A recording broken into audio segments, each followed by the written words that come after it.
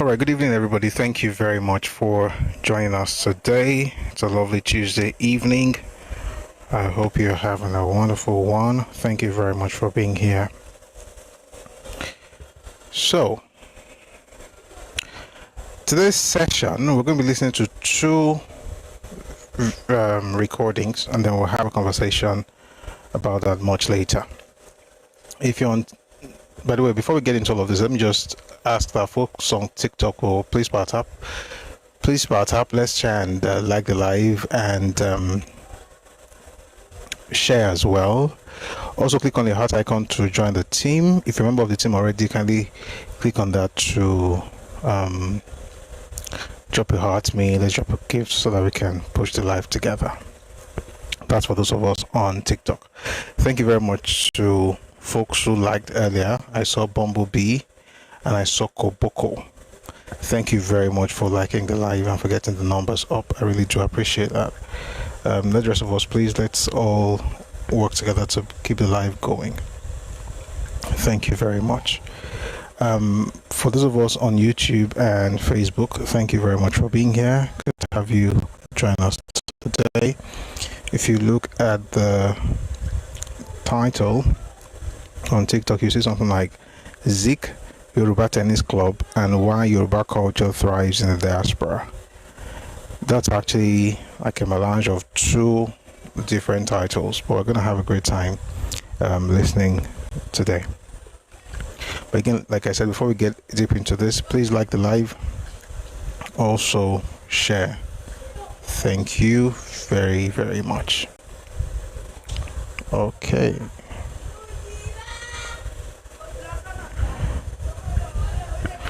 All right. So, like I said, we're going to be listening to two videos. The first one, excuse me.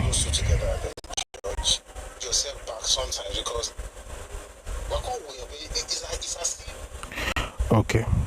So the first one is Yoruba Tennis Club and why Azikiwe wasn't allowed to join. We did this video just a while after the Yoruba Tennis Club itself clocked 100 years.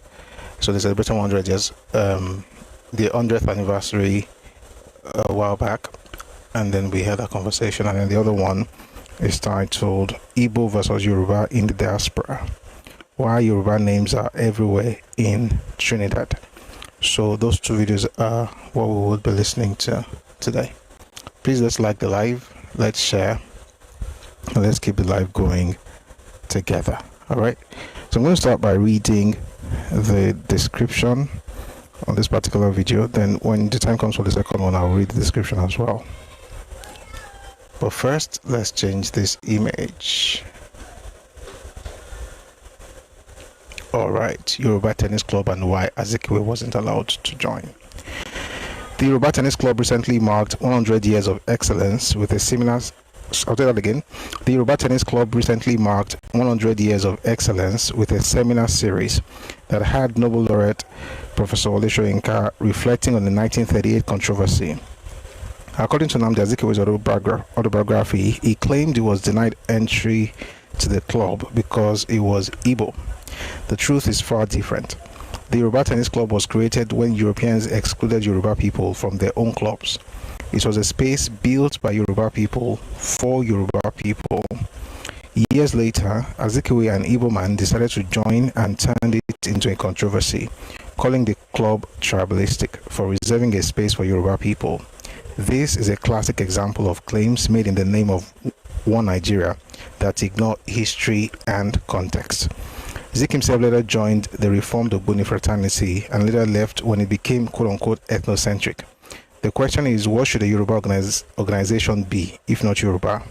While love and understanding for all is important, Yoruba people must have confidence in reserving spaces that are theirs without apologies. No one leaves the door open at night to prove they love humanity. Here's the first recording, Yoruba Tennis Club and why Azikiwe wasn't allowed to join. Enjoy. Please power tap while you listen. Thank you.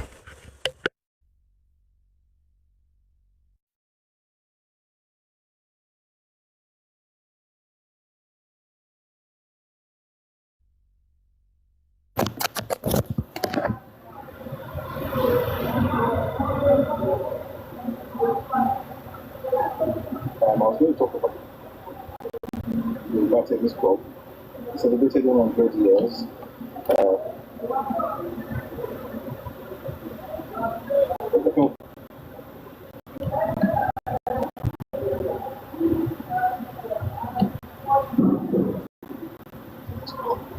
Celebrated 100 years. I think it was a couple of weeks ago, and I was going to talk about Yorùbá Tennis Club. It celebrated 100 years. I think it was a couple of weeks ago, and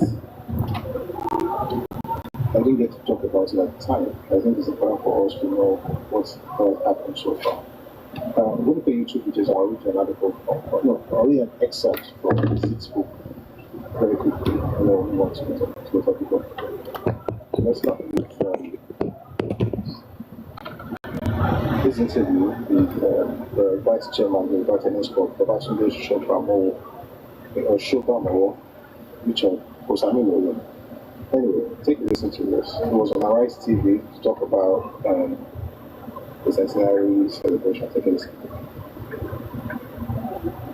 Yorùbá Tennis Club is set to kick off activities marking its centenary anniversary with a landmark intellectual engagement which will feature Nobel laureate Professor Wole Soyinka on February 5 at the Yorùbá Tennis Club, Onikon, Lagos. The event, a special centenary seminar series, is designed to formally signal the commencement of the club's 100th anniversary celebrations and underscore its long-standing role as a meeting point for culture, intellect, and civic discourse. The club's centenary celebration is themed a century at the forefront of history and tradition, and it is expected to feature a series of activities aimed at reflection and idea-driven engagement. Now joining me in the studio are the chairman of the Yorùbá Tennis Club, Engineer Chief Olawunmi Gaspar. As chairman, thank you for joining us on this day live. And he's also here with the vice chairman, and that's Sir Babatunde Shobamowo. You're welcome, sir. Well, let's start at the beginning. September, I think, 1926, now to the year 2026. The oldest indigenous social club in Nigeria. What's the background? I heard that Yorùbá Tennis Club had to be established. Club 1938. Is that the truth? Or yes, it is. Okay. Interestingly, the early decades and the 20th century, Lagos was learning to define itself. And you now had dedicated Africans working with the colonial administrators.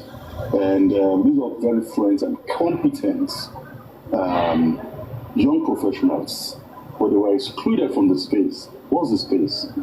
The space was engagement, belonging to social clubs. And social clubs itself is not only for leisure.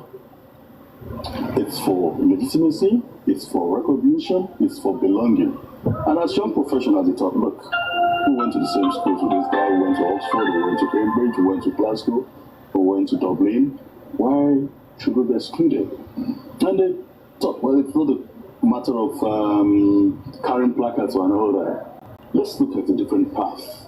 And different path they decided to form, to meet at 75 Tokumbo Street on the island to form a social club called Ore. Friendship is good. Orodu. They formed that. And they essentially to dine, to wine, leisure, relationship, and all that. Later on in September of that same year, they decided to change the name to Yorùbá Tennis Club, from Orenodun to Yorùbá Tennis Club. And it was not a war of declaration of tribe. It was out of ownership. And why did I say that? Because if the club then was called European Club, which has been transformed to the Lagos Tennis Club, and they decided, why if it's European Club, Yorùbá then was a nation. Let's call it Yorùbá Tennis Club. So it was the declaration of ownership to say, this is we, this is who we are. And then gradually, very bright young professionals then, via their lane, our intellectual engagement, to say, look, let us start practicing or preparing leadership. How do we get leaders that would fill in the gaps that will be at independence? So, luckily enough, that worked very well. Independence came. They were very prominent. Most of those who drove the programs were harvested from those young professionals from Yorùbá Tennis Club. Again, the military failed. Prominently, the military, relied on these same young professionals who are basically lawyers, engineers, judges, all around. For most of the programs that were rolled out post-war by the military regime there. So it's evolved. In the 30s, in the 40s, in the 70s, the Ladies' Week came to support the welfare, and it became more of a family club. And then now we have the 100th anniversary. We'll have a preponderance of young members now. We can say about 80% of our membership. Young, cerebral, young members, professionals, and that's the. Let me ask the Vice Chairman, Vice Chairman Shubham, what will you define, or what will you say are the defining moments in the... All right. To actually hear that organization is one on location. By the way, the person who just spoke is the chairman of the Yorùbá Tennis Club, along with Diaspora. The Shubham that I mentioned earlier is the vice chairman. Anyway, they mentioned that they were having a centenary seminar series, and they were going to invite Professor Olusoyinka, and they did invite him, and he was at the event, and this is what he said there. Take a listen to listen, please.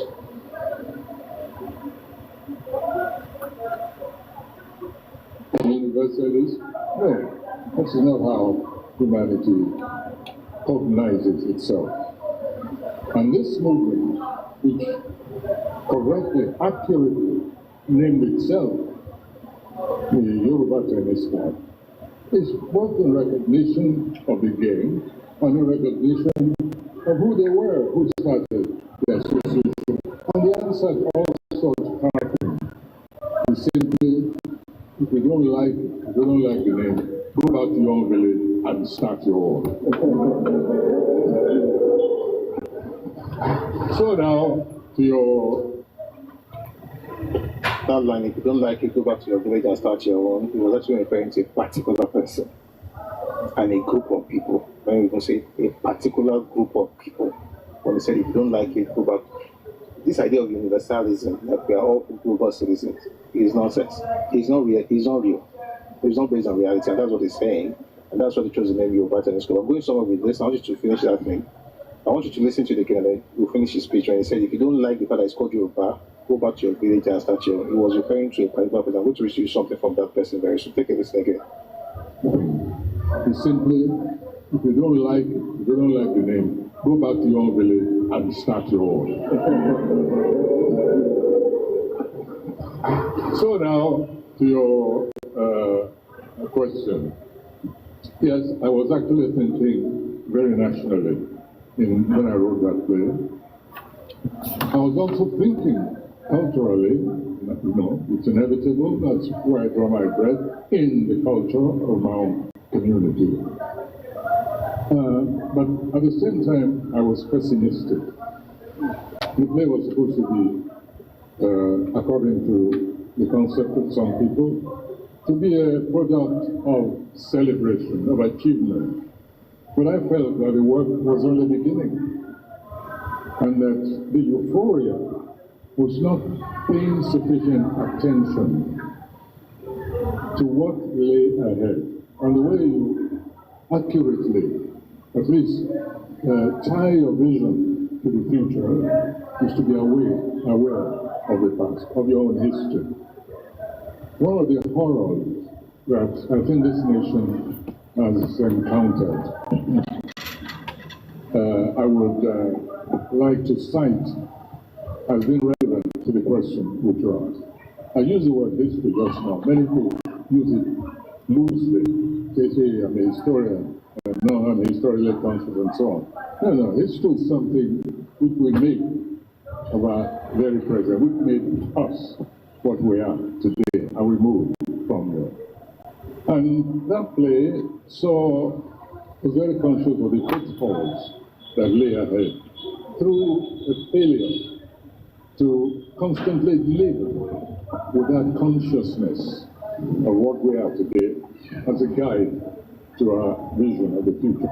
There's one, but he's going to talk about the play he wrote, back in the day. So, somebody wrote his autobiography, published it in 1970. It's called My Odyssey, and the person who wrote it is Azikiwe, and this is what he said in his book. This is Nnamdi Azikiwe. On my return to Nigeria, I followed my experience in Ghana and tried to join the leading tennis clubs. Say that again. On my return to Nigeria, I followed my experience in Ghana and tried to join the leading tennis clubs, partly to improve my game and also to broaden my circle of friends.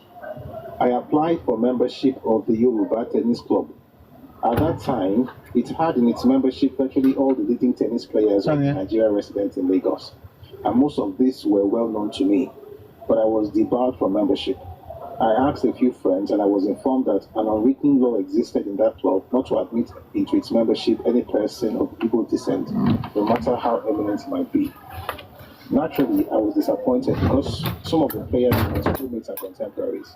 In view of this act of tribal discrimination, I decided to establish an athletic group. I'll come up to the second part. Listen to this one.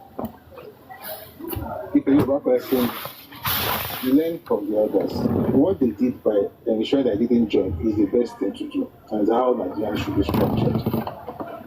Okay, calling Yorùbá Tennis Club, Kilo Wambe. Why did they start Yorùbá Tennis Club? Because they were excluded by the British. And they said that by the Europeans, and they were like, we are also a nation, we're creating something for our own people, where we can gather and talk. Where you won't, are you not more Nigeria with us?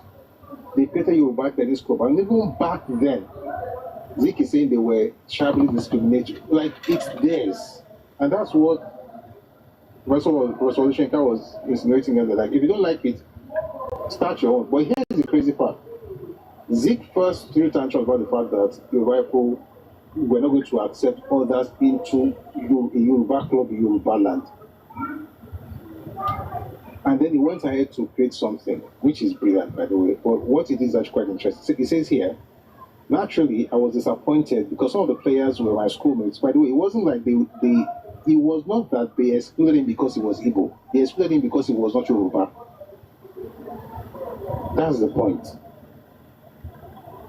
You don't belong to this fact. Why do people want to belong in every space? Why? What makes you think you must belong to every group? This man, you know what, I'm going to come back to this. Let me read something. I'm coming back to this one. This man did all of the same, all this, Ayojuna, did it until he joined Reformed Ogboni. Let me sum to you very quickly. I'm coming back to that Yorùbá Tennis Club very, very soon. Just to let you also know that some of what you're seeing right now, nothing happened is actually new. What is Larry? 1 second, I'll find you something. This is from an article in Vanguard.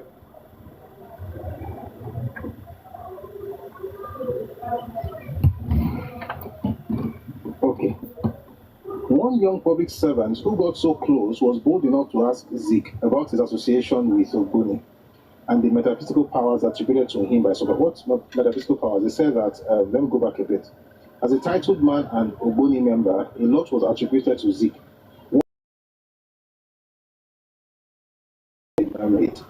So was also peddled in bars and markets that the politician was invincible. One young public servant who got so close was bold enough to ask Zeke about his association with Ogboni and the metaphysical powers attributed to him by supporters and opponents alike. The response was like an exclusive story. Zeke admitted he was an Ogboni member because when he returned from the US to settle in Lagos, almost everyone that mattered in Nigeria belonged to the fraternity. The returnee did not want to be left behind, so the best way to climb up was to join them. However, Zeke later withdrew from the group when quote-unquote ethnocentric considerations began to feature excessively in its activities. What kind of nonsense is this? Ethnocentric considerations began to feature excessively in its activities and beclouded the supposed favor available to members. Thus, continued membership did not hold much rationality. In other words, you enter the form of Ogboni fraternity. I don't know what you're looking for. You're trying to find a ladder up to climb the social ladder. And now you are leaving because it's becoming too ethnic. It's a Yorùbá organization. They allowed him. Yorùbá Tennis Club did not allow him, and I prefer Yorùbá Tennis Club.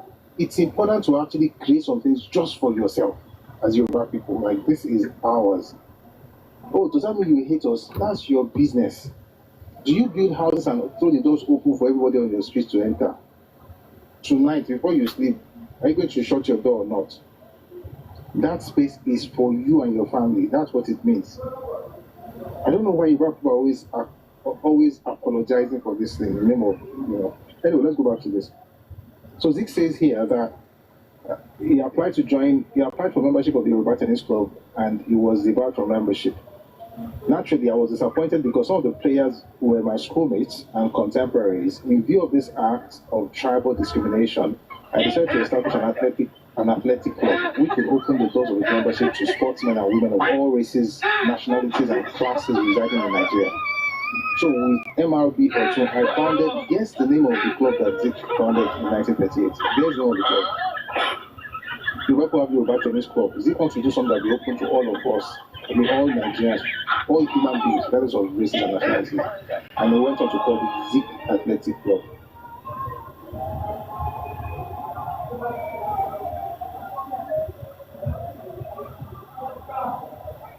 So let's speak against Yorùbá people creating something for Yorùbá people in Yorùbá land.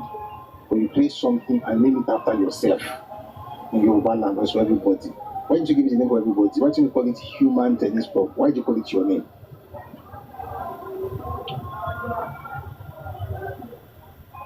Yorùbá Tennis Club is 100 years old. What they did is a lesson for all of us. And the reason they mentioned it, during the interview, the chairman mentioned it, Professor Shane also mentioned it. The idea that, it's tribal. Yes, it is ethnic. It is a national organization. You don't go to certain spaces and just go and be to Jubole, I want to be part of this. You don't have to be part of it. And it doesn't reduce you. You can create your own ethnic, and by the way, why not go to your own space and create something like that for yourself? That's what Professor is saying, and he's right. Any small thing they say are tribalistic. Don't mind them. And the funny thing is that folks from the South actually know how to preserve their space, which I respect a lot. It's just that they hate it when other people preserve their own spaces, which is ridiculous. So as it was in 1938, so it was 37, 38, so it is right now. People try to gaslight and say, why are you not doing something? So for instance now, you could not join the one that goes where you find something for your own people.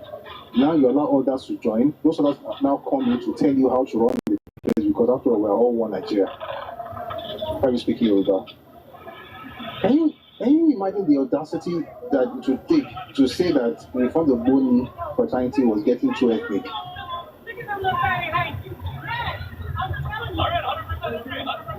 Of course, this is not Ogboni Aborigines. This is not the traditional, but this is the one by the Archdeacon. The idea that everything was founded on Yoruba, mixed with Christianity, whatever, but primarily Yoruba ideas and value system. You say it's getting too ethnic.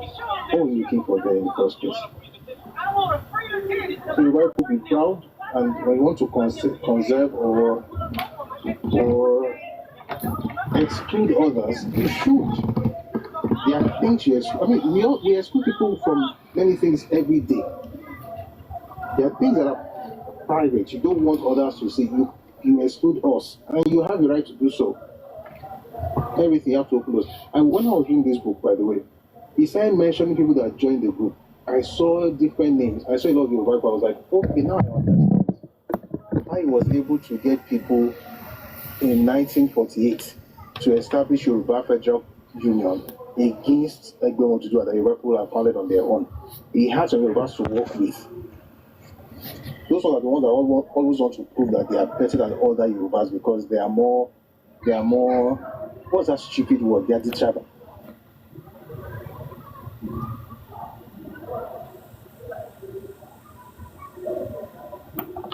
Not jokers, or is Nigeria or what? By the way, we even have an ECOWAS passport right now. Go to Ghana, tell them that you own the land and we will not send you back to your father's. But I think we have to tell ourselves these things. It's happened before. We always use the time that we have tried back home.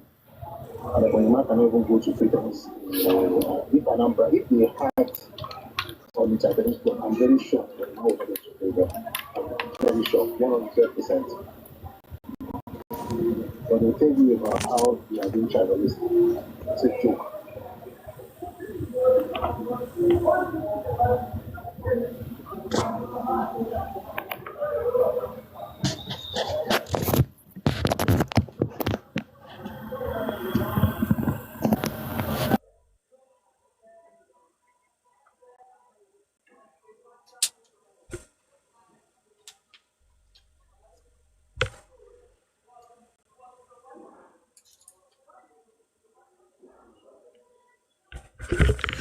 All right, thank you very much for listening to that.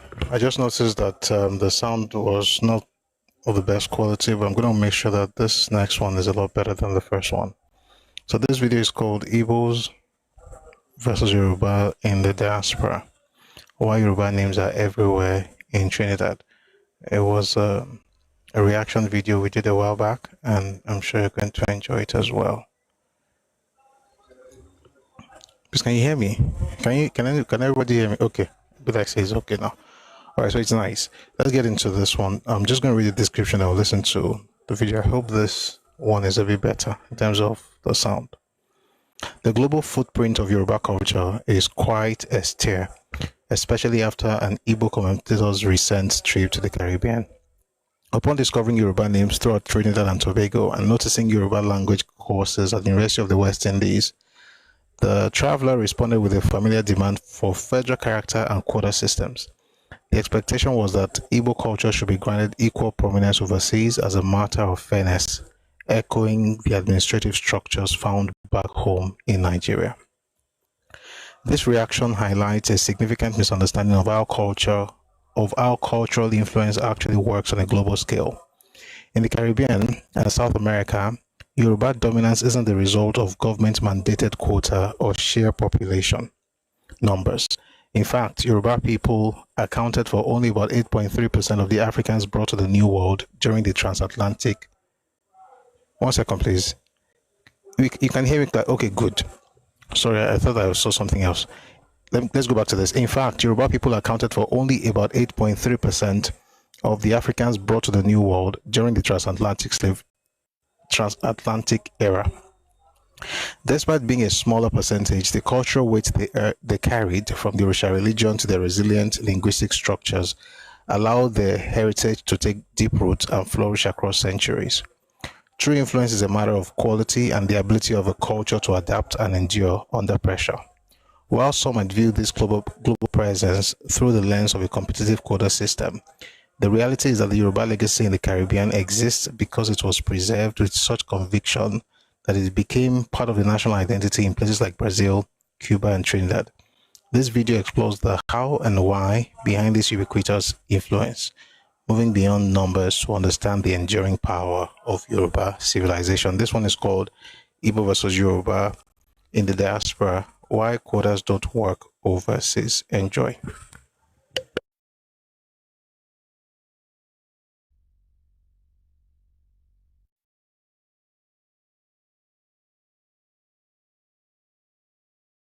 go deep into who you. Let me play you a video and tell me how you will react if you really go deep into who you are as a Yoruba person. How you will really react, knowing what the truth is. I'll play this video. It's one of the most nauseating things I've seen this week, and it's just Tuesday. I hope I don't say anything more nauseating than this, but listen to this. Recently, the UWI, University of the West Indies, is offering Yoruba language. So you can go to UWI and study the Yoruba language. For those of you who don't know, Yoruba is one of the tribes in Nigeria, and their language is called Yoruba. And it baffled me because I know that Yoruba tribes, and we are not the only tribes who were brought into the Western world, to be precise, the Caribbean, during slavery. Igbo people, Igbo tribe also were one of the tribes that were brought into slavery. Igbos were also enslaved. So Yui, why are you offering Yoruba language alone? Why don't you balance the equation? If a person is not cursed with inferiority complex, do you think they will talk like this? If a person knows exactly their own history, do you think they will even consider in their wildest imagination to compare themselves with Yoruba people?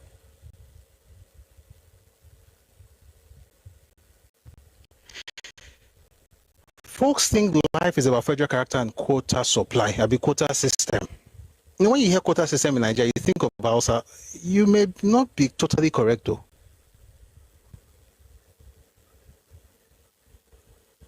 You may not be totally correct.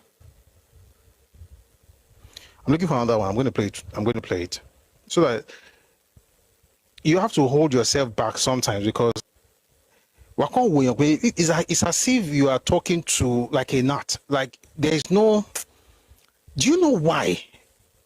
8.3%. Okay, let me say it. Of all the Africans that were taken to the New World, the slaves that were taken to the New World, Yoruba people form only 8.3%.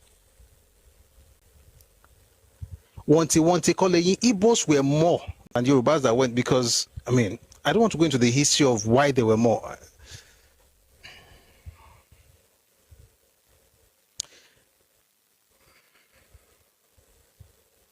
It is well. If I have to, I will. There's a reason Yoruba people actually excelled in recreating their identity in the New World, in their religion, in their faith, in their music, in their clothing, in their food, so that today, in 2026, if you go on the streets of Bahia in Brazil today, you can eat akara, and they call it akaraje till today.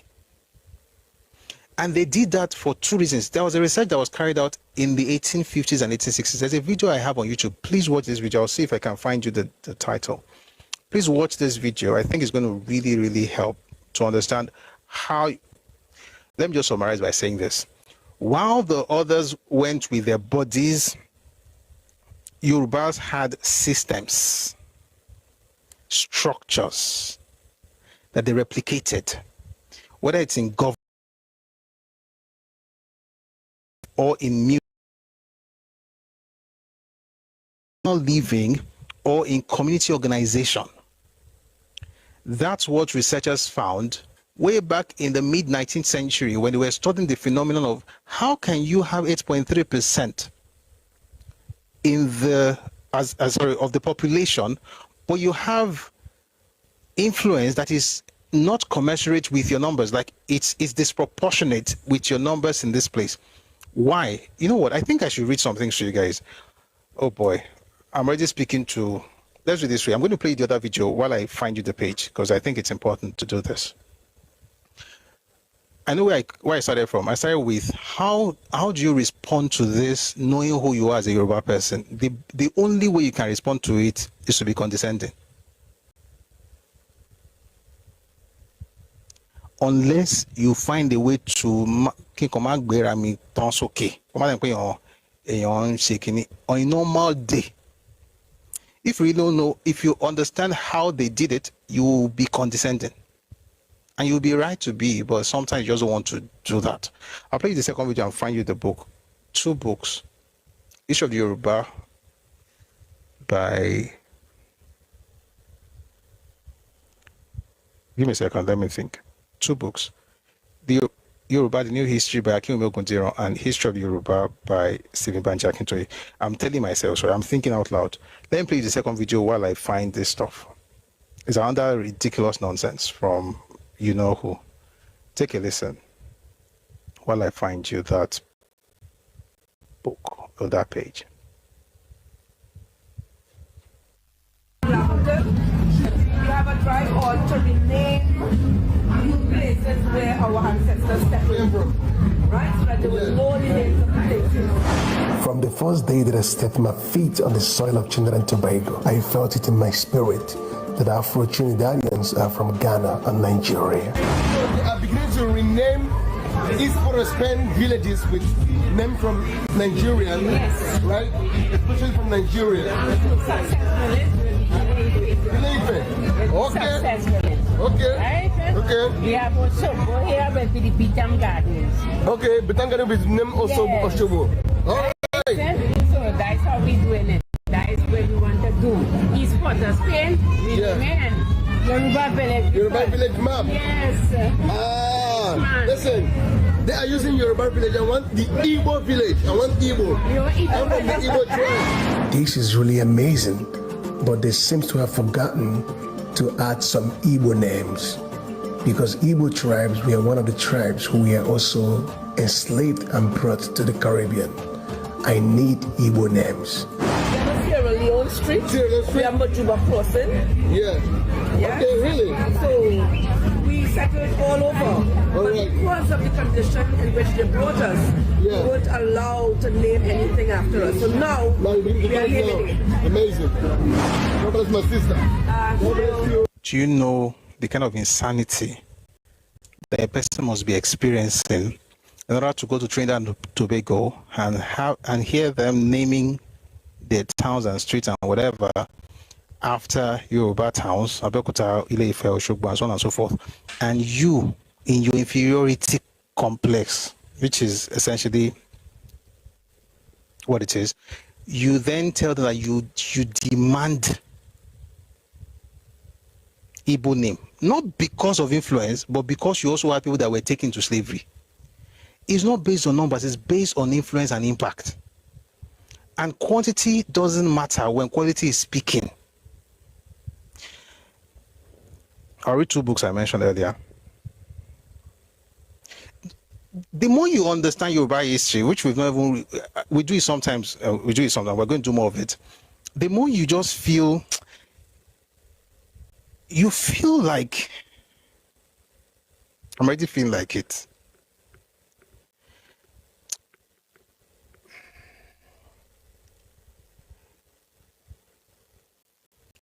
I don't want to say some things. When some people speak and say, if your Bible have this, you should have it. It's repulsive. It's insulting. It's the same clown that's saying that because a university in West Indies is offering Yoruba language as a course, they must also include Igbo. Say waiting, federal character. You go to Canada, the banks have Yoruba language in some provinces. Then you go there and say, why do you not have Igbo language? It is not Nigeria where you're doing quota system. You have no influence.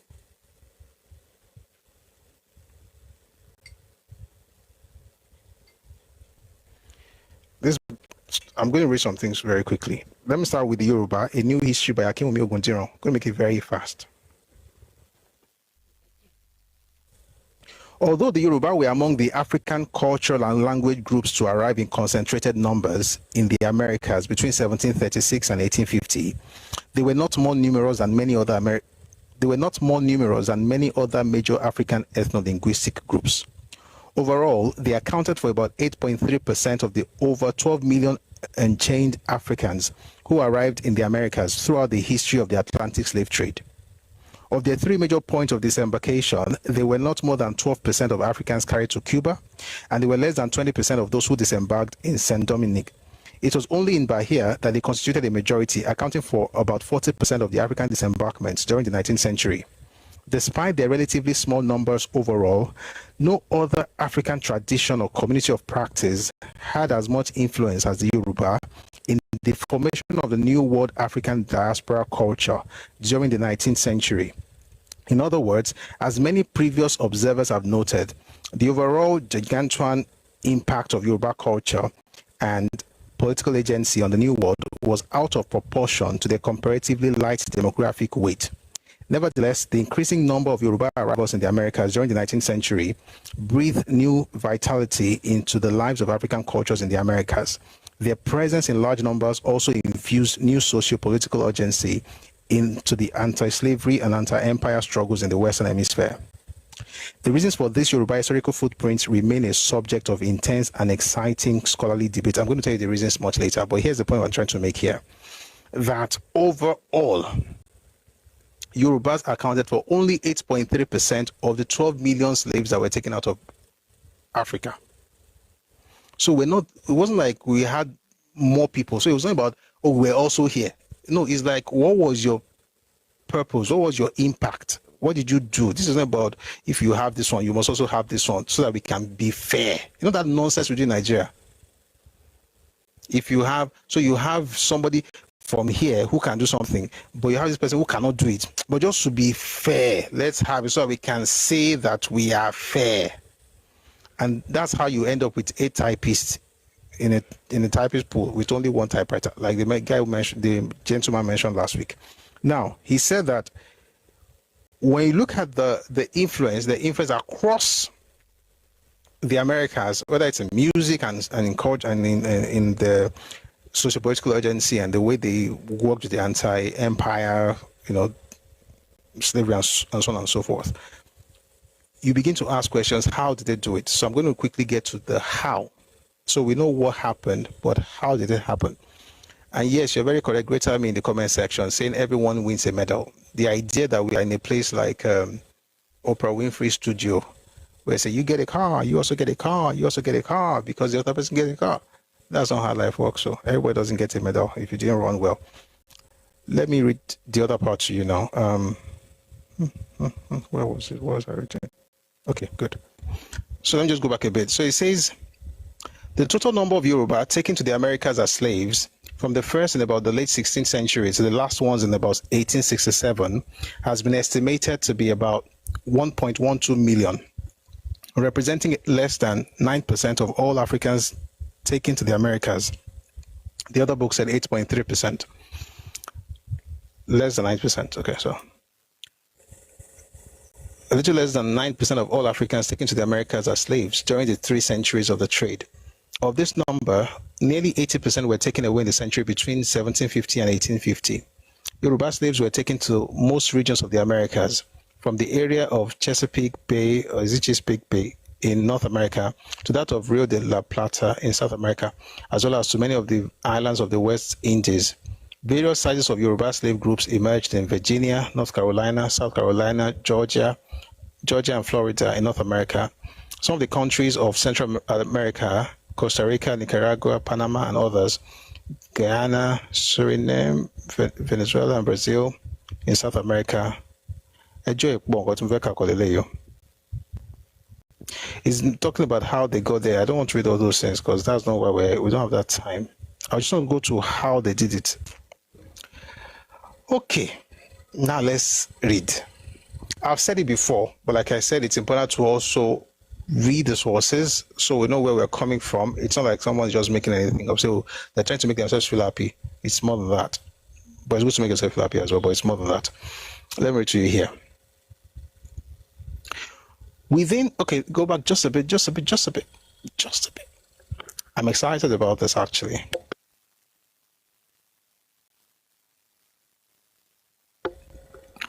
So it says here, of the contributions of the cultural heritage of the Yoruba people to these processes, talking about the process of civilization of the New World, of the contributions of the cultural heritage of the Yoruba people to these processes, a fair amount is known today. And the overall assessment seems to be that the cultural impact of Yoruba people on the evolution of African American or Creole cultures was greater than the numbers of the Yoruba slaves could justify. there were only 8.3% of the total population of slaves, and they're saying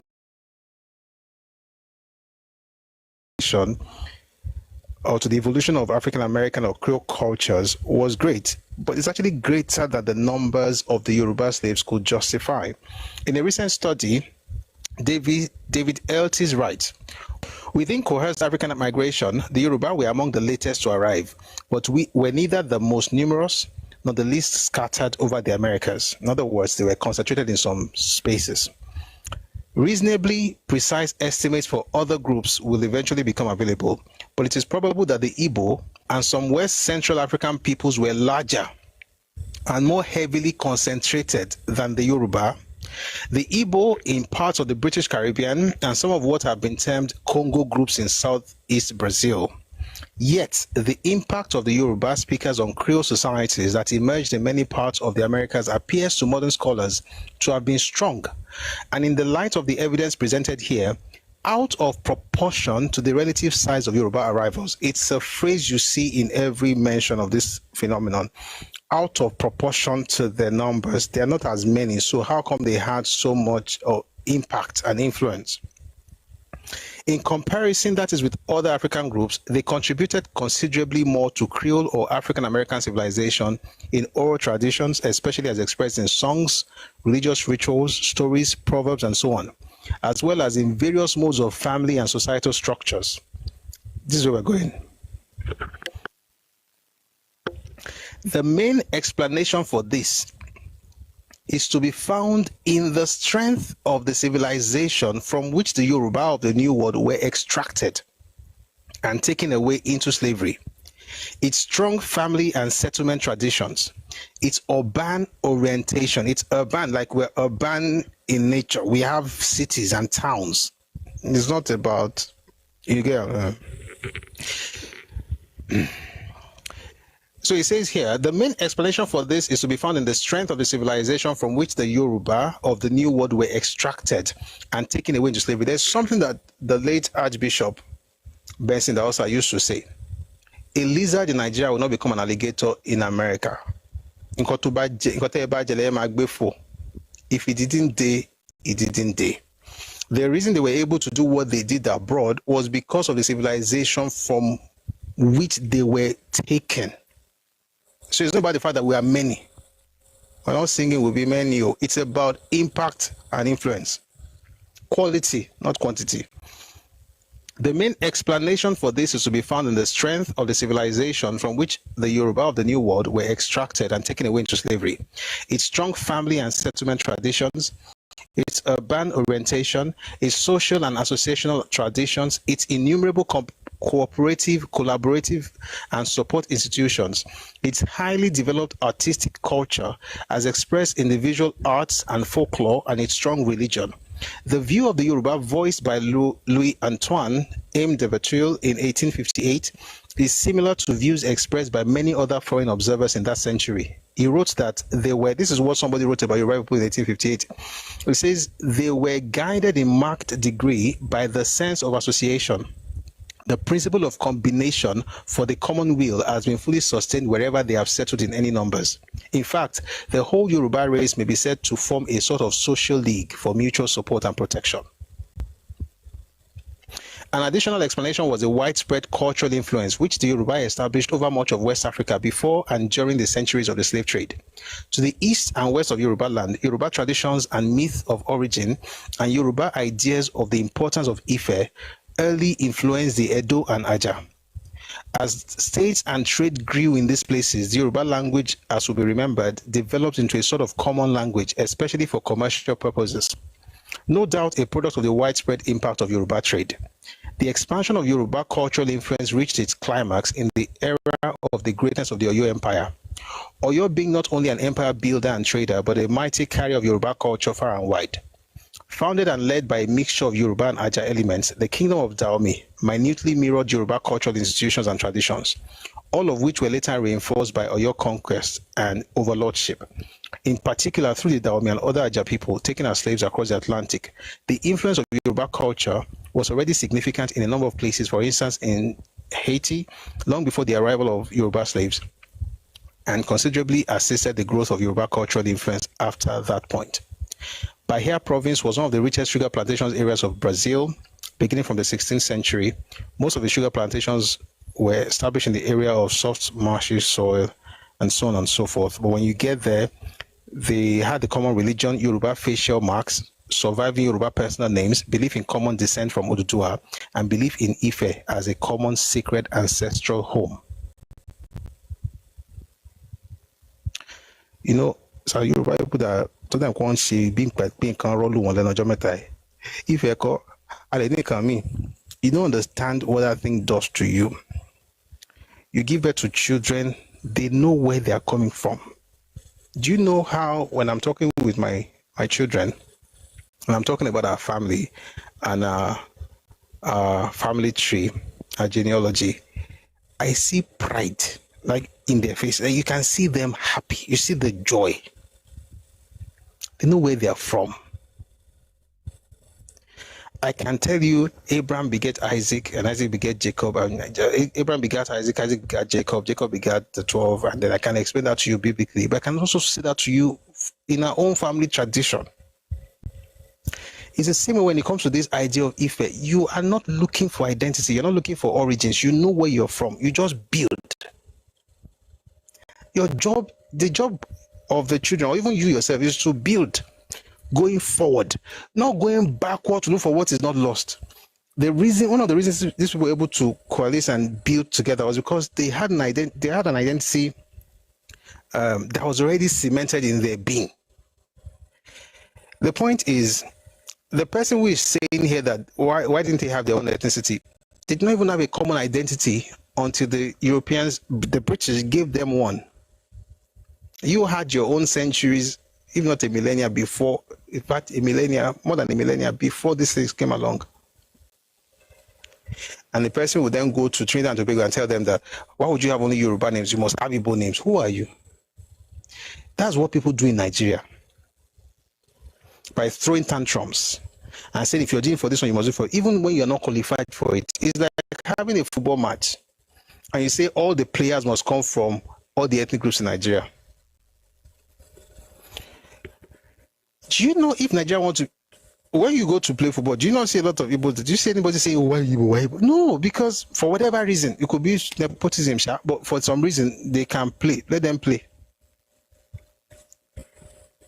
Not to be saying, oh, because you have this here, you must have this here. It makes no sense.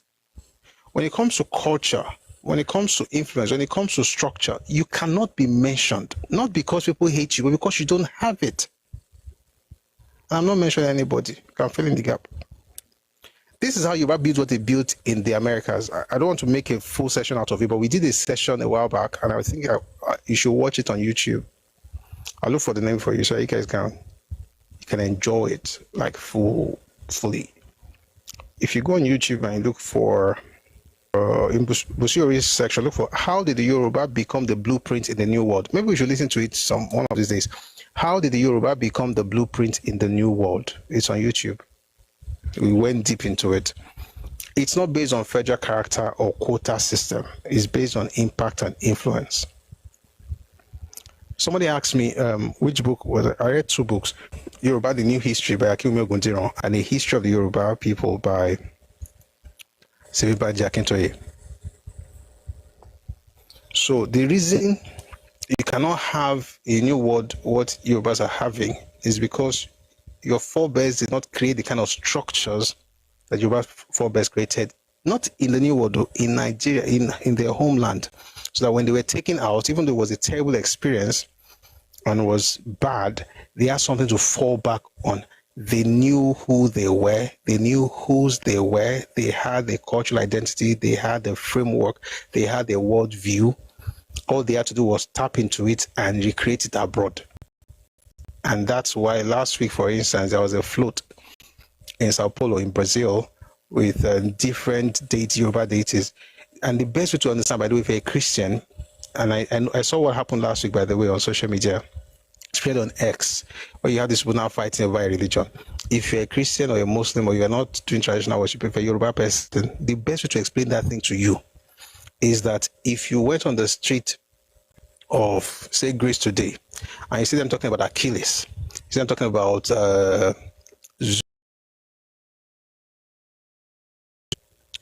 you have gotten to a place where they are talking about the heroes in their culture.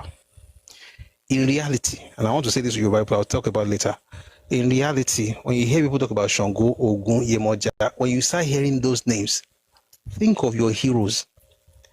All these people were heroes before they became some people's object of worship.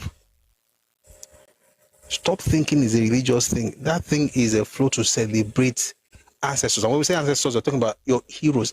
Imagine they put Wole Soyinka there and Awolowo there, and you are looking at the people that you look up to. That's the idea.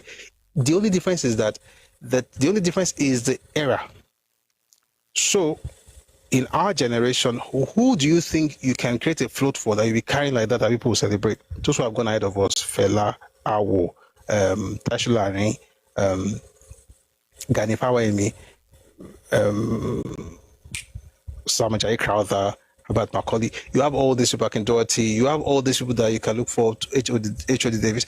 You can celebrate those ones. So to you, because of your proximity to them, a lot of them passed last century in the 20th century. Because of your proximity to them, you still understand their humanity more. The farther, and this is a very important thing, by the way, the farther you are from heroes, the more deified they tend to become. Especially once you introduce the religious bit into it. But as a Yoruba person, you can stand out and just enjoy the celebration of your own heroes. And I've said it here before, I'm Ogun's son, and it's not a religious statement. It's an ancestral statement.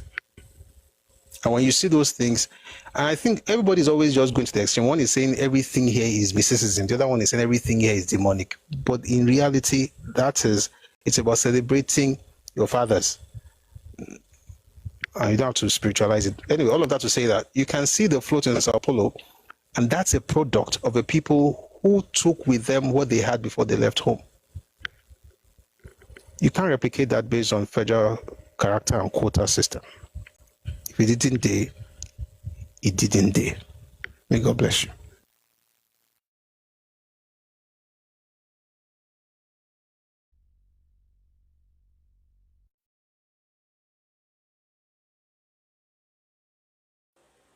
All right, thank you very much for listening to that. There's a longer version of the conversation about the blueprint that Yoruba people have in Diaspora. We actually have some time, but I just want to see if anybody has anything in the comment section. If it's just perhaps we should have another session. We'll actually go deep into that because it's quite long. It's quite long, but I think we can do that some other time. Perhaps on Thursday or next week or whenever, how Yoruba became the blueprint in the new world. It's actually, let me see how long it is now, see if we can play it now or not. Okay, it's not that long, they're quite short. Okay, let's just listen to it, okay? And then we will speak about this afterwards. Right, because I made reference to this video a number of times in what we just listened to, so might as well just listen to it right away, okay? 3 parts, but we'll just start with part 1, of course. On ball.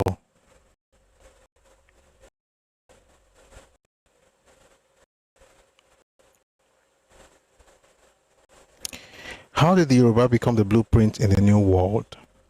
How did the Yoruba, less than 9%, approximately 8.3% of the over 12 million Africans enslaved and shipped to the New World, end up becoming the most culturally dominant force across the Americas? The answer is simple. Structure, civilization, and an identity too rooted and rich to be erased.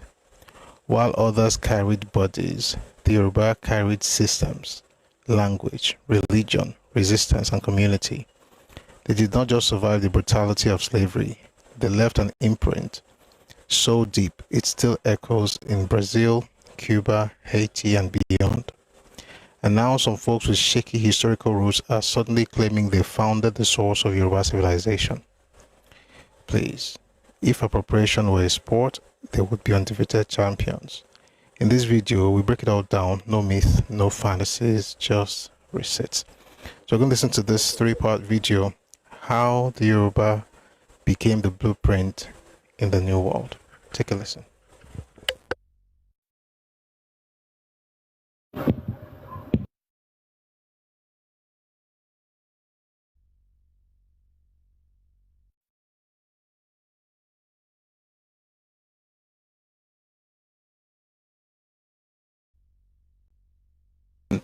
The slaves. There were 2 reports that were carried out in the 19th century. One was in the 1850s, the other one was in the 1860s. It was a report on the slaves in the New World. The Yoruba people accounted for about 9% of all the slaves that were taken. And then the question they posed, you know what? Today's topic, we'll get there. Let me read this thing so that way I don't want to answer. I don't want to give an answer that will not be full. So give me a second. Let me open that book. Essentially, what it was about, it was in the 19th century, it was mid-19th century, and the issue was, they looked at the slaves, right? Yoruba people accounted for about 9%. Is it 9? Yeah, 9%. There were more Igbo slaves than Yoruba slaves, right? But they discovered that the influence of the Yoruba, their descendants in the New World, their influence outweighs was not commensurate with their numbers. So they started asking questions. You know what? Let me read something to you. Since we're asking this thing, although I didn't plan to go into this, but let me find that book. Just give me a second. I found it. What time is it for? I think we might as well answer some of those questions now. We'll go back to our lower in a bit, but I think it's important to make some of these things clear because we don't know enough about this. So let's start with the 9% I mentioned earlier. So it doesn't look like I'm just talking. I want to read something. It's from A History of the Yoruba People by Stephen Banji Akintoye.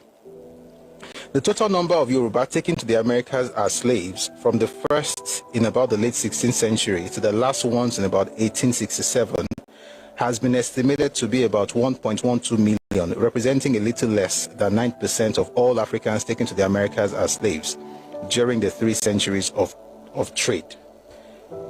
Of this number, nearly 80% were taken away in the century between 1750 and 1850. I just want to put that out there. So I'm trying to tell you where I found what I'm saying. Okay? Now the part I really want to tell you about, it's something from David Eltis. There are 2 people. Let me see if I can find the other person. Louis Antoine. That one was in 1858. So they did this research in the mid-19th century. Let me read to you. It says here,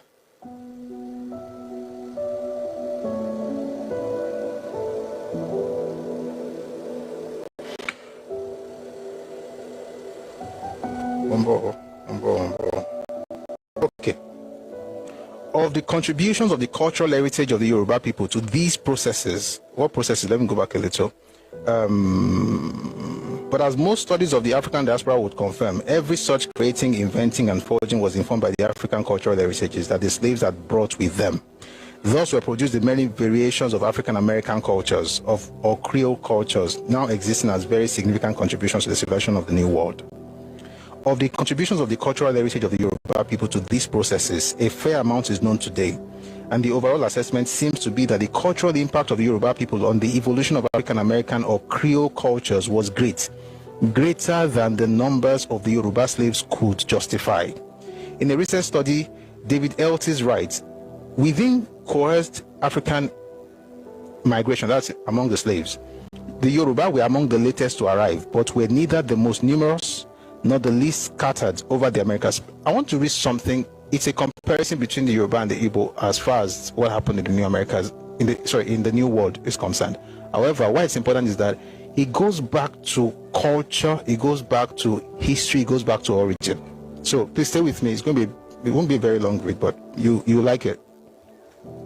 So it says, Within coerced African migration, the Yoruba were among the latest to arrive, but were neither the most numerous, nor the least scattered over the Americas. In other words, we are concentrated in one place. We're not, I mean, in some places, not in one place, but we're not like Fonkato and Toku.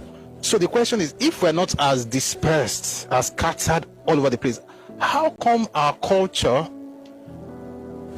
has been able to influence people away from even where the slaves were of Yoruba origin, where they were concentrated? How did your culture travel that far? But so let's get into this. Reasonably precise estimates for other groups will eventually become available, but it is probable that Igbo and some West Central African peoples were larger and more heavily concentrated than the Yoruba. The Igbo in parts of the British Caribbean and some of what have been termed Congo groups in southeast Brazil. Yet, the impact of the Yoruba speakers on Creole societies, Creole basically means mulatto, it means be an Afghans, like basically a mix of different things, of two things. So I want both, I want Arabet, toward a new society.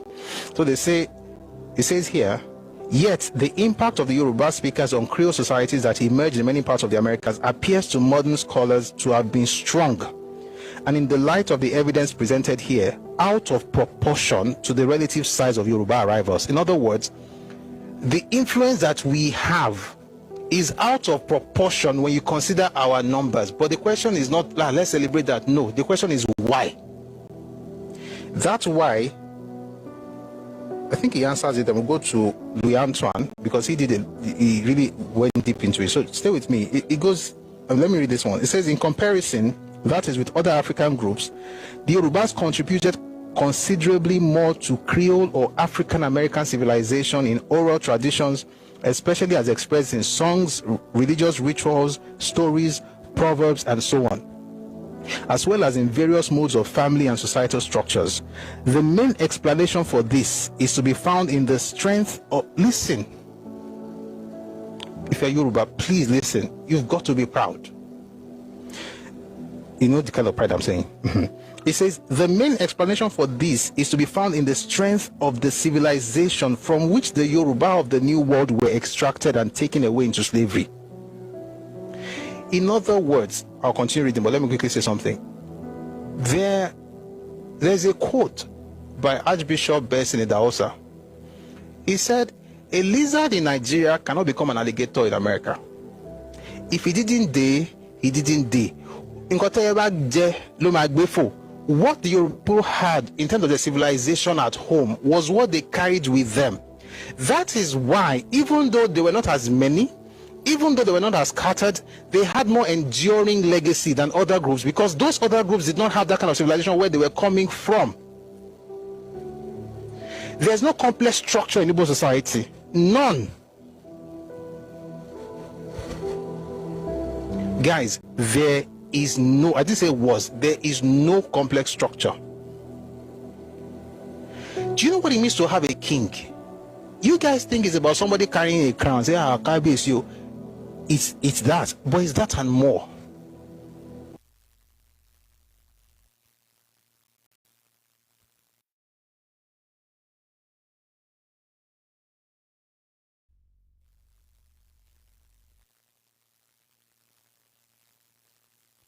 So the question is, if we're not as dispersed, as scattered all over the place, how come our culture,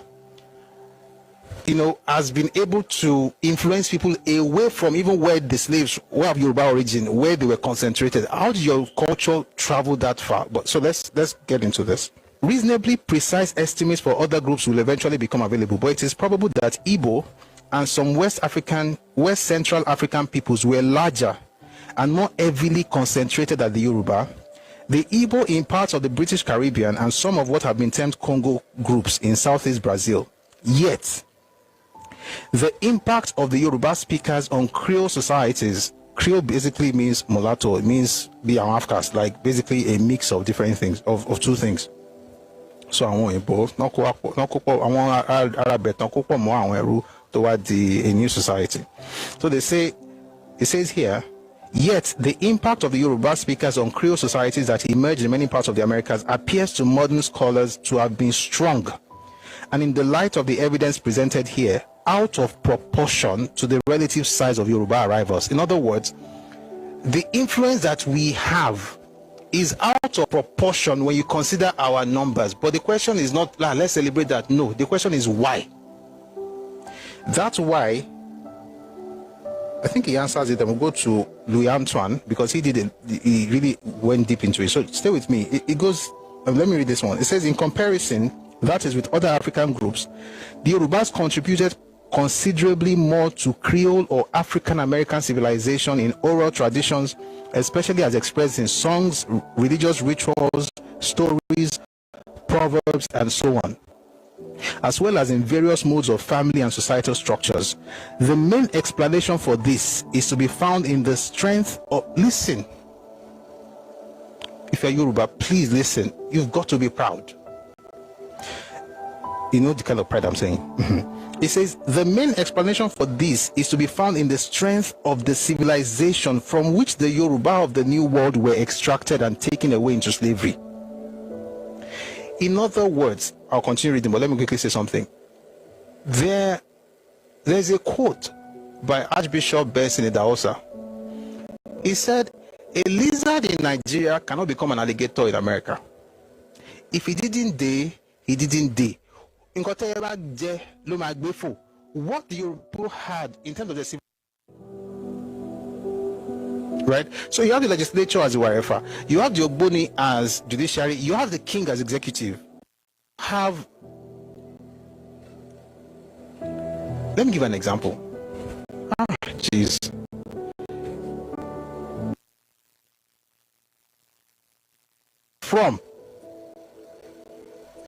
There's no complex structure in Igbo society. None.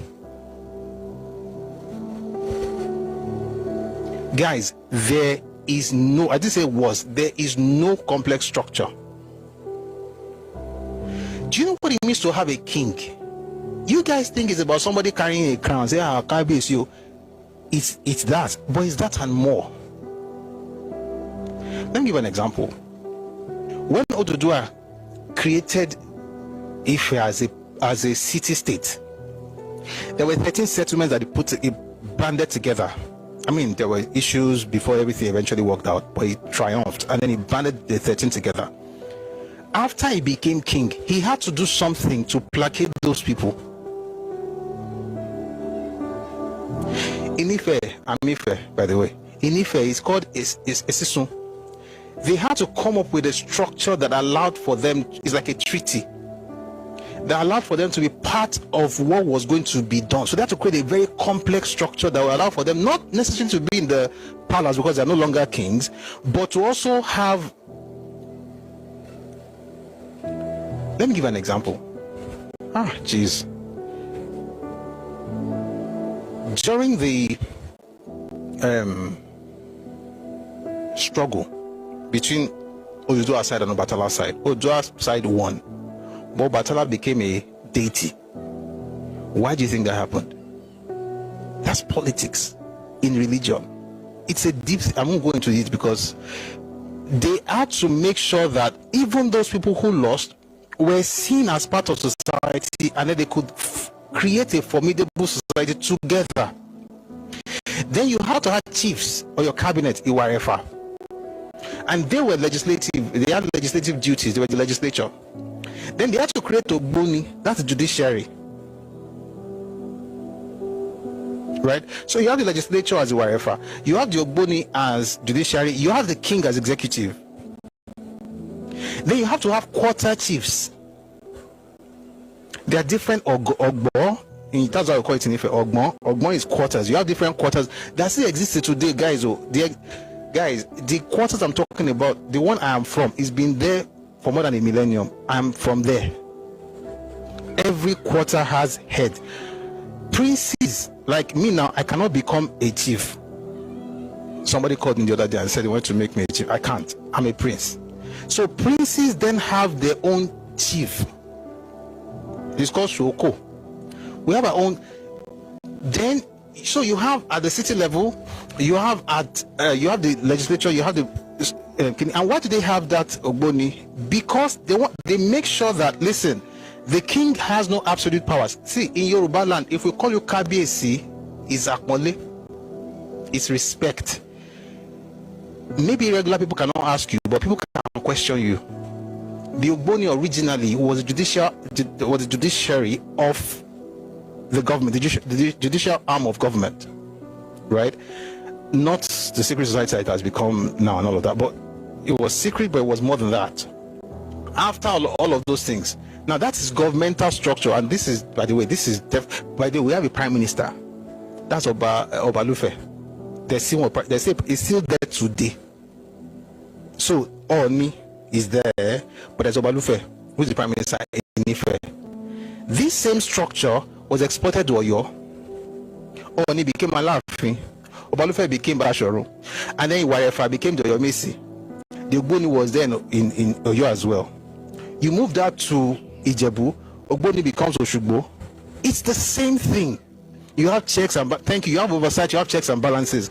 This is a complex political structure that was created more than 1,000 years ago. Now that is for that to, you are not talking about economy.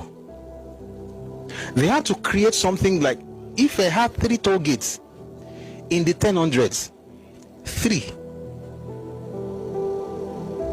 where money would come, all to do have built a wall around the city and install toll gates, and then you have to pay tolls to come and trade. It was a major place everybody went to trade. People were moving into that place from everywhere, including Mali and Senegal. And this is not, oh, he's just saying something to make himself happy. I don't have time. It's not about making myself happy. It's just the fact. Am I saying this to say, oh, we are greater? No, I'm saying this to challenge Yoruba people to understand the fact that Nigeria keeps you thinking that we are all together. You are not. There's a reason you are the way you are. There's a reason you notice what's happening, whether it's in commerce in Nigeria or in oil and gas or in banking. There's a reason we're like that. It's not happenstance. What you see us doing now, even what I'm doing right now, what I am doing now, this thing I'm teaching, or I'm speaking here, this goes back before Christ though. It's not happenstance. What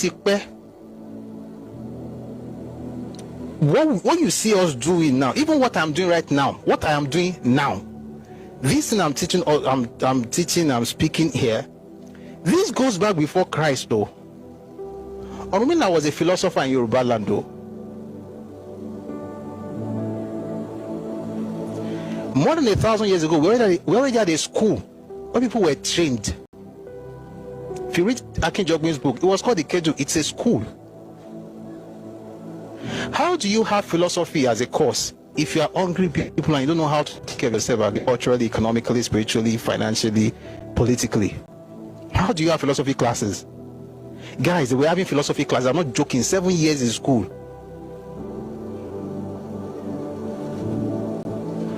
Just because we're all in Nigeria doesn't mean that all this time we are all together. I can tell you your history. You just came around like yesterday.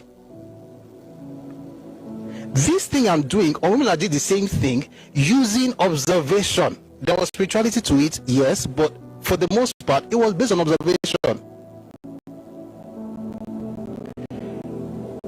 If one day, if I'm able to get people who are not extremists, we'll have a class, maybe it will be small.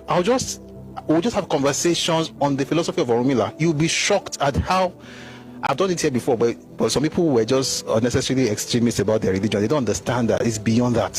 What Confucius is to the Chinese is what Orumila is to Yoruba people.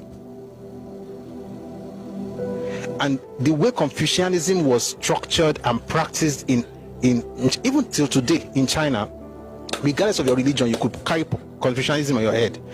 I was watching an interview last week of Lee Kuan Yew, and he was talking about the communist system that China, I'm going everywhere, I'm going back to the book, that China imported from Russia. And he said, what you see in China is not really communism like you will see it in Russia. He said it's Confucianism. In other words, the local philosophy influenced the foreign ideology they imported. That's the wisdom of Yoruba people. That's what the Awolowo did.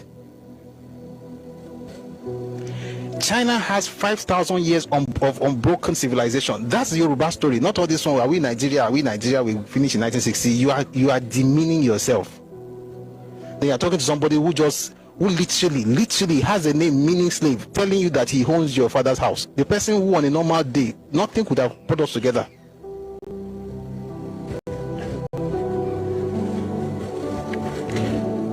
I'm getting very excited. So let's go back to the book.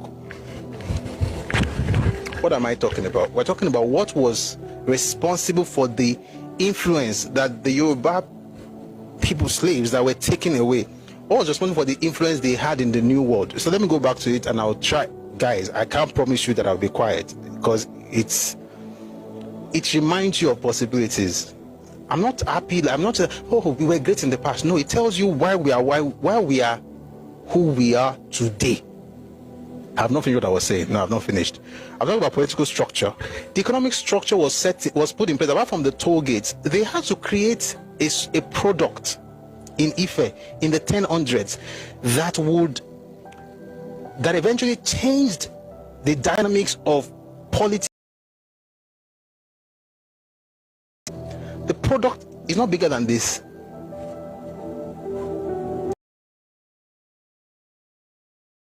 And became the beginning of what made it eventually become an empire. It's called glass beads. Kojubailo. Glass beads. Inyu, Segi, made it. There's furnace. There are materials for this that tells you the temperature that the thing has to get to, how the crucibles were made, all those things. Who came up with those things? I mean, there were glass beads already in Yoruba land, but by the time Odua came, he turned it into Prada, Gucci, Louis Vuitton, Chanel, everything combined together into one. That was what Odua did. He was decked in glass beads to the point where the chiefs were like, oh boy, be like, say, this is a fashion statement. So it became a status symbol. Chiefs were wearing it. It was being exported. They were taking it everywhere. It found its way into Mediterranean, that's Europe, got to China, traveled everywhere. It was so crazy that by the time Ibn Battuta wrote about Ife in 1352, it was in Timbuktu between 1352 and 1353. He heard about Ife and then wrote about Ile-Ife 1353.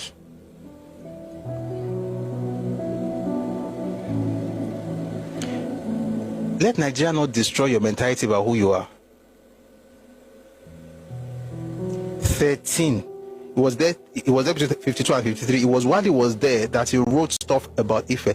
The things that those people believed in Timbuktu became the material or the research material that a man used in 1910 to discover Ile-Ife. The man's name is Leo Frobenius.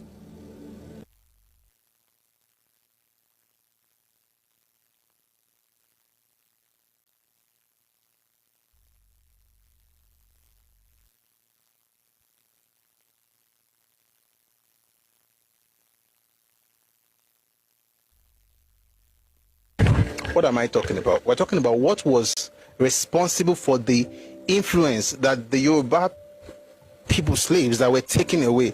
What was responsible for the influence they had in the New World? So let me go back to it and I'll try.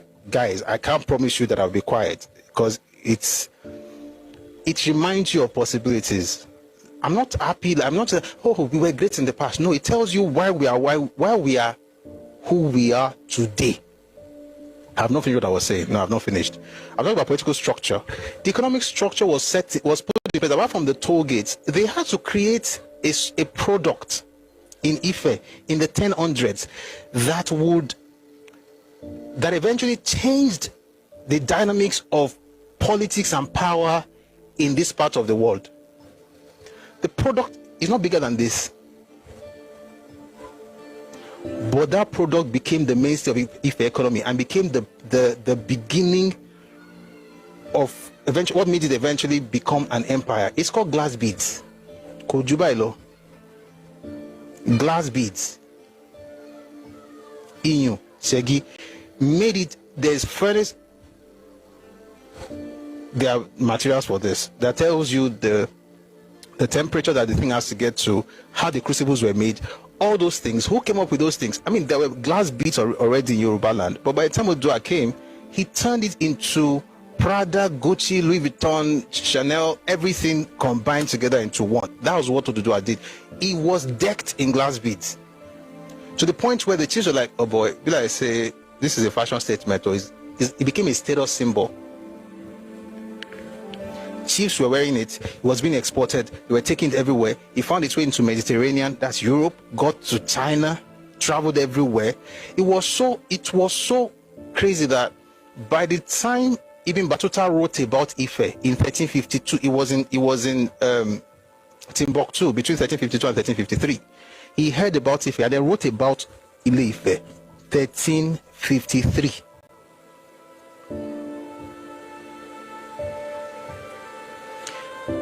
Let Nigeria not destroy your mentality about who you are. 13. It was there between 52 and 53. It was while he was there that he wrote stuff about Ife. The things that those people believed in Timbuktu became the material, or the research material that a man used in 1910 to discover Ile-Ife. The man's name is Leo Frobinus. And the way he described Ife, you know what, let me read that. Let me read something to you from Yorùbá, The New History by Professor Akinwumi Ogundiran. The new techniques for studying the geochemistry of glass have now made it possible to understand on a very fine scale the distribution of Ife glass. The presence of HLHA, blue HLHA is a technical term. We'll go into all of those things later, but that's not where we're going. So he talked about blue dichroic beads in different parts of the region in 13th century through 18th century context, especially at Oshogbo, Ede, Ile, Idanre, Ilesha, Ilare, that is in Ife, Owo, Oyo, Ile, and Benin, demonstrates that Ife glass beads were traded widely. Although the initial production of glass beads in the 11th and 12th centuries would have served only the elite prestige goods exchange system, the scale of production quickly outstripped this narrow elite demand. By the 13th century, the production of glass beads was already linked to a more open market. Benin, Owo, Owu, Ifon, and possibly Jebode were among the early political centers within the trading orbit of Ile-Ife, serving as redistribution nodes for HLHA beads. By the way, this is a high lime, high alumina. That's what HLHA means. So let's continue. So he says, during the 14th century, the distribution networks for these glass beads extended to the littorals of the Bight of Benin from Ode, Shekiri to Popo, and as far as the coastal modern Ghana, where the Ife dichroic beads were later called blue Popo beads. These beads also reached Save, one of the westernmost areas in the Yoruba-speaking world during the later phase of the classical period. The dichroic bluish, greenish, and yellowish beads of the same HLHA chemical properties as those of Ile-Ife have been identified farther afield, from Igbo Uku in southeastern Nigeria and Benin Lafia in northeast Benin Republic to Kisi in Burkina Faso, Dioboye in Senegal, Gao Asian and Essouk in Mali, and Kombi Saleh in Mauritania, all in 12th to 14th century context. In other words, between the 12th and 14th century, these glass beads were going all across the continent. Right? Ife, the only known industrial center for HLHA glass production, was the supplier of these beads to several locations in West Africa. As these exquisite imports permeated the subcontinental market and social lives, so did the fame of the city spread far and wide. Ibn Battuta, the 14th century globe-trotting Moroccan scholar, was informed during his visit to Mali, February 1352 to December 1353, about a powerful kingdom to the south. The name of the kingdom is rendered in Ibn Battuta's travel account as Yufi, which his informants described as one of the biggest countries of the Sudan. Again, when you hear the word Sudan in old documents, it's not talking about Sudan, the country. Sudan, below Sudan, is how the Arabs refer to black people. So everybody down here, if you are in Nigeria, you are Sudanese. If you are in South Africa, you are Sudanese. All of us are black. It's the same way, you know, the Portuguese will call all of us Guinea, and the ones who use Latin, like British and French, will call us Niger or Niger. Everything means black, or Kush from the Hebrews. Everything is black. So it described it as one of the biggest countries of the Sudan, of the black people, and their Sultan, that's the king, 1 second, please. Sultan, of course, would be Oni, the king, one of their greatest sultans. Ile-Ife was the largest urban center, the biggest emporium, and the wealthiest polity in West Africa's rainforest belt, south of the Niger River. During the mid-14th century, with more than 2 centuries of trading contact with the Western Sudan. When was this? We're talking 14th century, all the way from the 11th century AD. By the way, by the 9th century AD, there was already trade amongst us. Nobody say we just woke up. We're doing business already. There was already a big market in Ife by the 9th century. That means 800 AD. On account of this fact alone, it is the best match for Ibn Battuta's Yufi. Moreover, on linguistic grounds, Yufi is a Mande or an Arabic transliteration of Ufe. So Ife used to be called Ufe. I'll move on to, which is the proper name for Ife in Central Yoruba dialect. As late, I mentioned the Euphobinos earlier. Let me read it to you. As late as 1908, the people of Niger Bend, present-day Mali, recognized Ile-Ife as the source of the diachroic beats that Leophrobinos found there. So Leophrobinos was in Niger Bend, that's in Mali, in 1908. And it was that information that he now used to trace Ife. Let me read this. It says, for example, it was in Timbuktu that Phrobinos first heard about the bead treasures of Olokun Grove. He used that information to locate and visit Ile-Ife in 1910. And by the time he got to Ile-Ife and saw everything in Igbolokun and the work he was doing, he called the place the lost city of Atlantis. It's a person who doesn't even wear clothes that will now tell me he founded the place. Read the book now. Kintato Way. Charge Delivered on the Banks of the Niger by Samuel Ajayi Crowther. It was published in 1866. In that book, he mentioned how he met certain people. 1866, right? That's 400 years of Yoruba people trading with Portuguese. 400 years of Yoruba people trading with Portuguese was when Ajayi Crowther described what we read yesterday. The Ijebu, this you are seeing me wear, this thing, what do we call this material? This design, if anybody knows. I want to make a point. I'm glad I'm even wearing this. What do we call this? I'm sure you can see it, at least. No, not the material, I mean the design. There's a kente. Kente, we call it kente, yeah, from Ghana. But do you know that kente is actually a copy of Asholono from Ijebu? The Ijebu would sell the clothes to the Portuguese. The Portuguese will sell some of those clothes as inspiration to create this kente material, the kente design. The Ijaws also used to trade with the Ijebu. By the way, they've been trading before the Portuguese even got to Nigeria. Ijaws, Ijebu, they were already trading. They got the same clothes and used it to make their own stuff as inspiration for their own clothes. By the way, they always acknowledge it because they are civilized people. It's the ones who are not civilized who now says that they came up with the idea of Akwete. That Akwete thing got to Igbo land through the Ijaw. The Ijaws got it from Ijebu. The Ijebu sold it to the Portuguese. The Portuguese got it to the Ghanaians. This was in the 1400s. A person who was described here in 1800 as being filthily and scantily clothed is somehow the one who created Ile-Ife. How?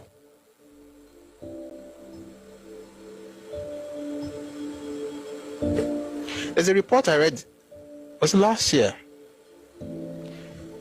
There is a team from Maryland, from different parts of the United States, and also from OAU, working on excavation in Yoruba land. And guess what they discovered? They found cotton seed from 10th century AD. By the way, one day we have sessions on this thing. The clothing industry in Ife was a thing by the 12th century AD. 12th century far. Oh, we're not perfect. We didn't have airplanes. But guess what? I'm talking to the person in the comment section. Guess what? Who were heads and shoulders above anybody. Do you know that by the 12th century we have cities of more than 70,000 people?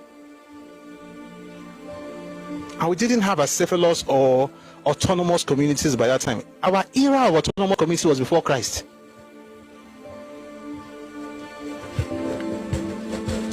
Our era of, oh, I'll do my own, you do your own, was before Christ. In Ife, they had to sit down one day and say, listen, no, we are 13 communities, everybody has his own king. Let's band together and have a confederacy. They had a confederacy long before the Dua. A confederacy where all the kings, I mean, the town was, it's not like you had a king. There was no king of Ife, but all the kings were able to work together, right, with a chairman. And the first, of course, the first chairman was Oranfe, and the last was Obatala. Do you know how complex our society was? Do you know how they developed religion? Oh God. There are some things, like I said, I tried to say small part last year. People got angry, say, oh, religion, like, if you study, which I don't think I'll ever bring to the public because people can't take it. If you study how they engineered religion, my people, Yorùbá elders, I'm proud of where I'm from. How they created, and not to oppress, so to structure society. How they took care of their heroes, how they deified men. I mean, I'm a Christian, yes, but the process of deification, because listen, man, I'm blessed. I am blessed. I'm a child of God, though, but I'm a Yoruba man. Man, I'm blessed. You know, when you study the Roman Catholic Church, there's something called beatification, where a saint is beatified, right? We had it. We did it in Yoruba land. It's not about imported religion. Stop it. Not this place. Please, no, don't do that. There's no imported religion in Yoruba land. You guys don't get it. I won't even go there. Imported Bawo. Christianity is a Yoruba religion today. Forget. Islam is a Yoruba religion today. You'll be shocked. You go to Mali. Shango is in Mali. It was from Yoruba land. We imported and we exported. People took Shango from Yoruba land. It became Dogon when they got to Mali. It's still there. Somebody said wrong. That's your business. It's my platform. Christianity is Yoruba religion. Live with it, or whatever you want to do, you do. Fela's grandfather so domesticated it that they changed like Mojolag Baby, people like Reverend Cole. Did you know that the first Yoruba Quran was written by a Christian reverend?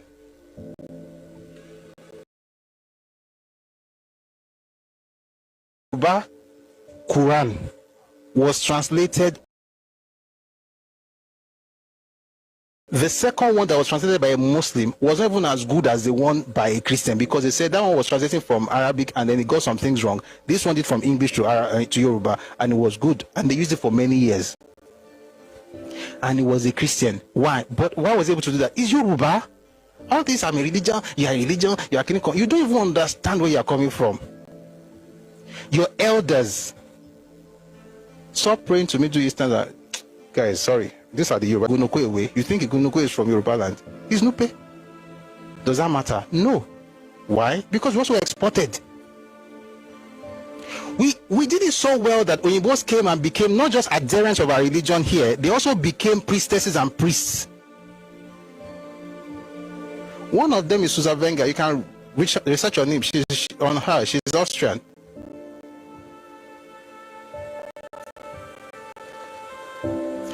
Let me tell you the wisdom of our elders. They will take foreign stuff, they will domesticate it. You will see it tomorrow and say, like, are you sure? Báwo ni Sele àti Anglican ṣe jọra? Báwo ni Kerubu àti CMS ṣe jọra? Meanwhile, Orimolade was in CMS. Ẹjọ́ kí ni CMS táwọn òyìnbó kí ni tán sọ Yorùbá sí o? Kí ni CMS òyìnbó Anglican Church? Kí ló fi jọ Kerubu? We don't respect our elders or long. We just talk. think that they are the first people to have these ideas. And that's the pride of ignorance. You assume that because you just have this light bulb moment, like, oh boy, your job is not to reinvent the wheel. Your job is to build on what has been done. Many of the books I studied in university on Ifa and stuff were written by Christian ministers. Guess what? The Ifa man, Babalawo will be the one to even be your research partner.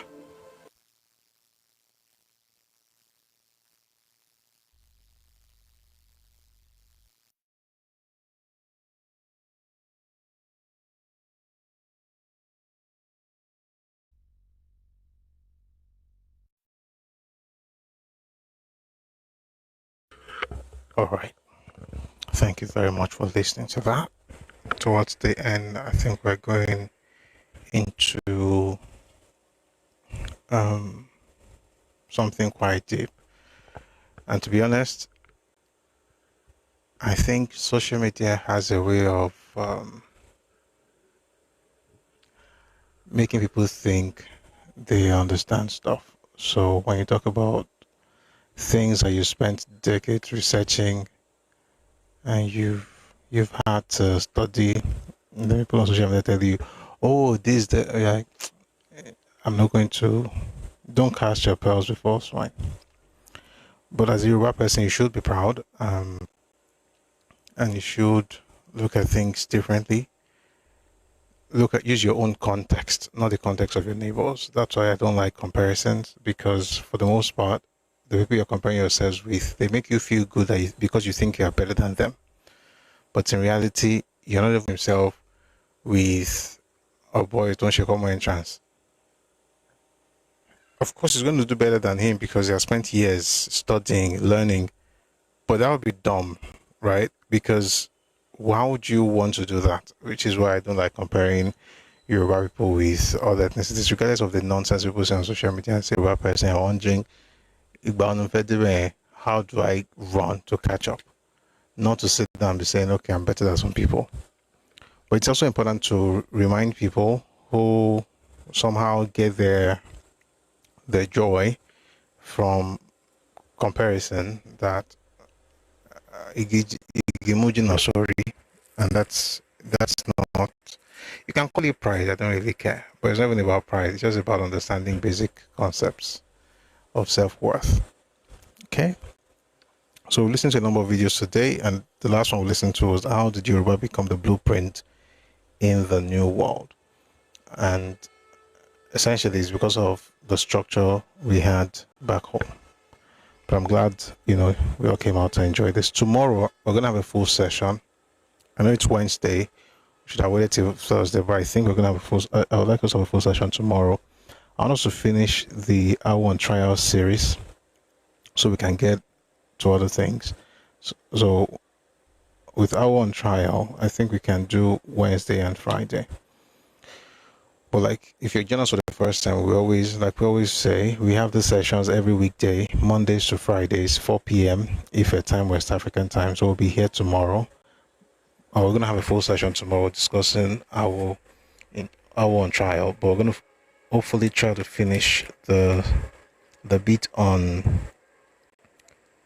the defense that we started yesterday. So we're going to be reading tomorrow. Okay, and a lot of people have been asking about the coup and civil war. We're going to revisit that after our on trial. I just don't want us to. I don't want it to be just about the coup and civil war, because Nigeria's history is bigger than that, and Yoruba history is definitely bigger than Nigeria's history. So, but I mean, it's also important for us to learn about the civil war and the coups and so on and so forth. So we're going to go back to that once we're done with this series. So join us tomorrow. I very much for liking and sharing. It's been lovely hanging out with you today. We'll be here tomorrow, Monsol, and that's because that's the main announcement. So please join us tomorrow at 4 p.m. if time West African time. Before we go, we're going to listen to the anthems, the Nigerian anthem, and also the Yoruba anthem. If you don't know the lyrics, I think by now all of us should know the lyrics. After all, we are good Nigerians, okay? And also the Yoruba anthem.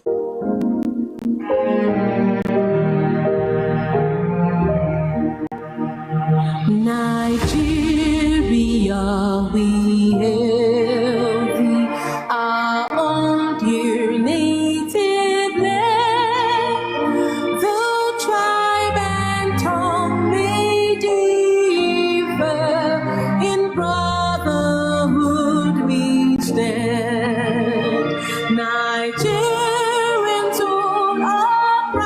to serve our sovereign motherland.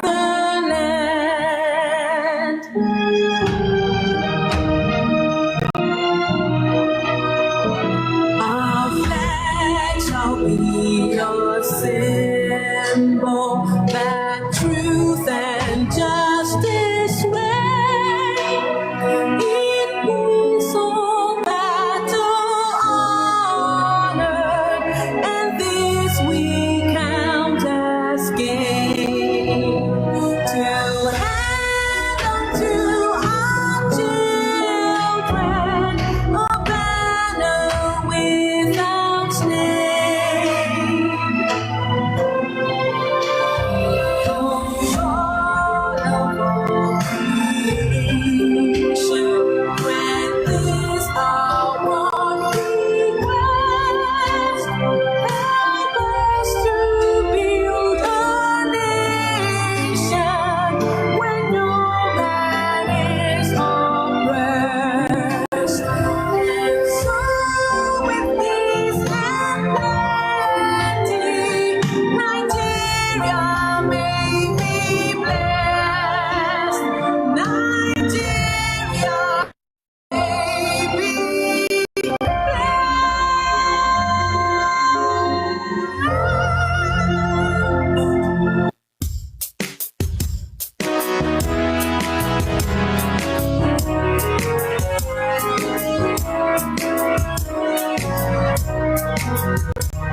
iṣẹ́ wa fúnlẹ̀ wá fún ilẹ̀-èdè wa. Tàgbéga, tàgbéga, tàgbéga fáyé rí. Ìgbàgbọ́ wa ni pé bá ti bẹ̀rù làbọ̀ mọ́. Ká ṣiṣẹ́, ká ṣiṣẹ́, ká ṣiṣẹ́, ká jọlá. Ìṣọ̀kan àtòmìnira ni ẹ jẹ́ ká máa lépa. Tẹ̀síwájú fọ̀pọ̀ ire àtòhun tó dára. Ọmọ ògbàlódé bọ́ sípò ẹ̀tọ́ rẹ̀.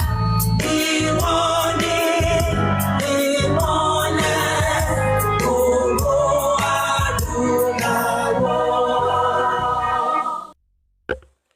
Àwa ni ìmọ́lẹ̀ ògo adúláwọ̀, ìmọ́lẹ̀ wo ni wọ́pọ̀ agbára Ọlọ́run. Òyìnbó ní bàjẹ́, Nàìjíríà náà ní bàjẹ́. May God bless you and keep you, and may our land experience peace and prosperity. May there be security and growth within our borders in Jesus' name. Thank you very much for being part of today's session. I'll see you tomorrow at 4 p.m. Ife time, West African time. God bless you. Odaro, Eshe.